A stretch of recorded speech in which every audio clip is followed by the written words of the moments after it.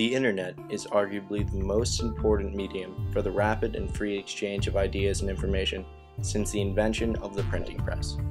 The net has provided an unrestricted and largely unregulated platform to share ideas and media to all of its users, in a way that gave small blogs the same ability to access a large audience as any major news corporation, and yet we often take for granted the freedom associated with the Internet and assume that the Internet will always allow us the same freedom that it does now. However, as of late, it has become ever more likely that the Internet as we know it could be changed forever. I am, of course, referring to the debate currently raging over net neutrality. Many people are likely wondering to themselves, what is net neutrality? How would it affect me? And why should I care? Net neutrality is a principle that states broadband networks should be free of restrictions on content, platforms, or equipment, and that certain types of content, platforms, or equipment should not get preferential treatment on the network.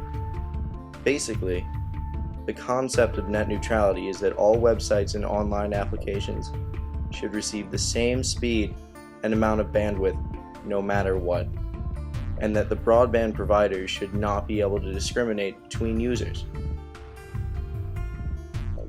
Now, the advocates of net neutrality argue that it guarantees a more or less level playing field for all websites and internet technologies, and that it promotes innovation.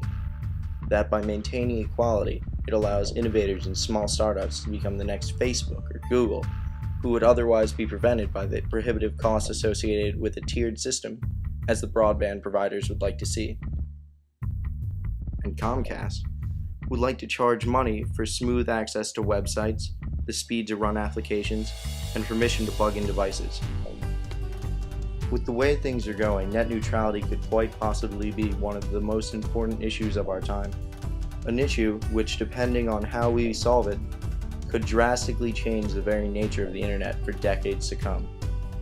Our generation will go down in history as either those that stood up to those who wanted to end the great legacy of freedom through the web, or we will go down as the generation whose apathy let the broadband companies get away with destroying the greatest free exchange of ideas and information on the planet.